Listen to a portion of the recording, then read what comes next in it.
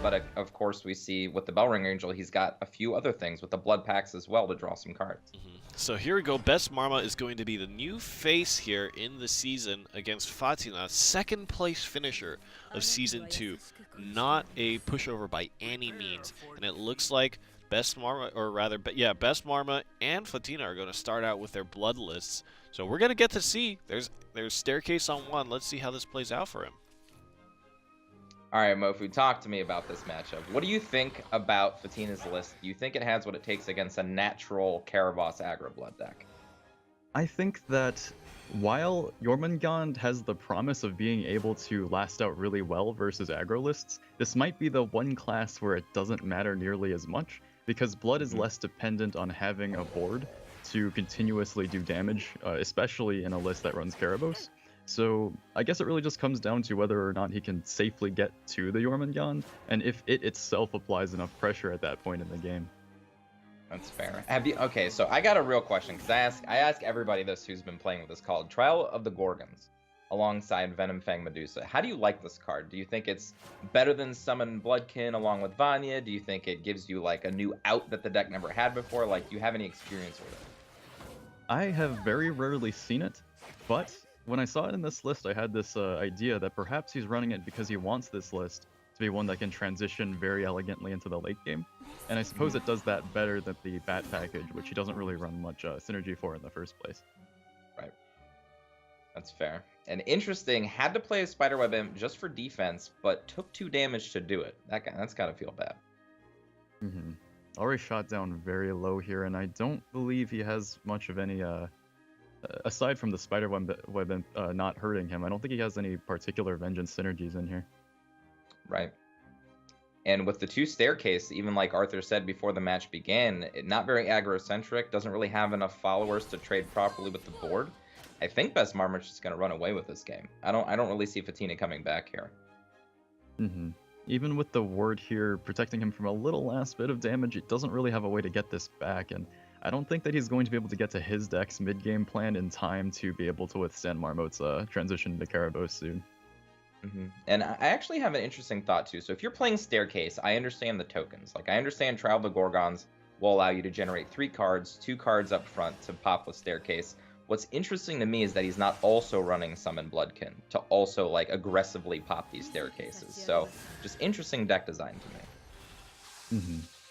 I guess that really comes down to his choice of 2-drops. He runs 20 in the list, so perhaps if he was trying to fit it in, perhaps it was replaced by something else that he felt would either help him cycle through more options like Baphomet, or more of the 2-drops that injure him for more consistency with Jormungand later.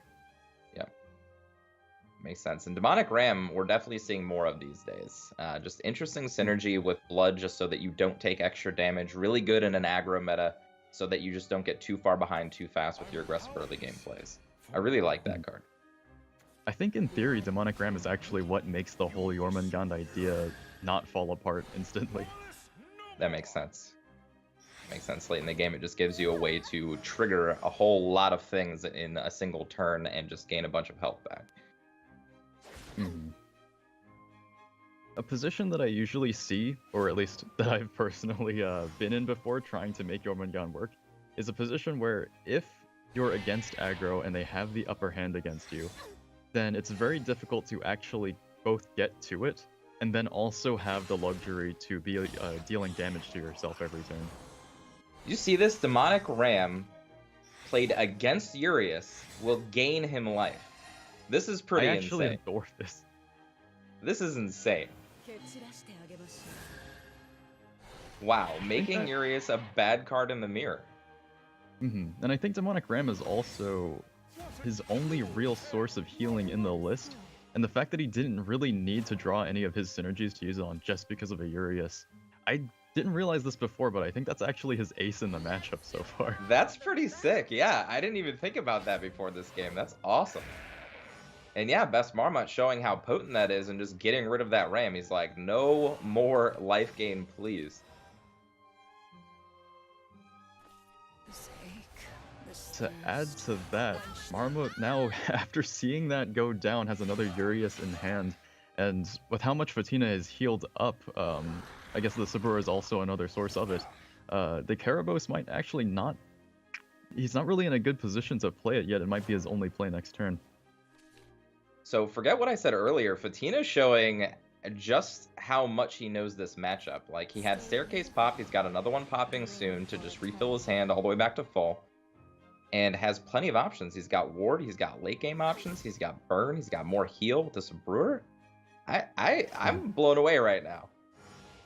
And it's not that often you see Blood, if it doesn't go for Karabos, it'll start to run out of options in the late game. But the Trial of the Gorgons gives him a lot to work with 2 additional Sathenas as well. That's right. I'm sure he didn't want to see 2 of those off of both of the trials just because they're super expensive, but realistically, I think he's just in a really good spot to now run away with this game. Even though Karabos' effect is active, I don't see Marmot actually finding the damage he needs after that Demonic Ram just restored so much of his defense with that Urius. So close. If he had one more Razor Claw, he'd be able to end it, but he doesn't. And I don't think he's going to be able to survive this crackback. And that Bell Ringer Angel there just in case, you know? Just like, hey, you know what? Even if I was scared, I could play this Bell Ringer Angel. No implanters for you. Sorry, bro. I've just noticed that it's animated, and like as we've been trying to figure out what role it plays in the deck, now that I see it's animated, I kind of feel like it's just there as a statement, as in he just wanted to add it.